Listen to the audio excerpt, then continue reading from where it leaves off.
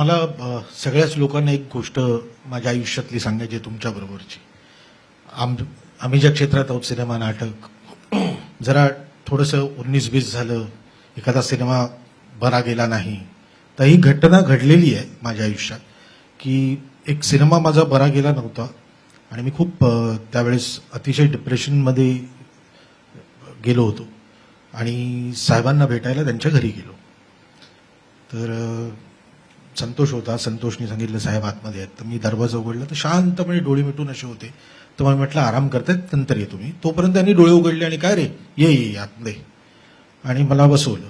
काय झालं तर म्हटलं नाही, जरा अस्वस्थ वाटतंय, तुम्हाला भेटावंसं वाटलं, सिनेमा बरा गेला नाही त्यामुळे खूप जरा त्रास होतोय, काय करू कळत नाही.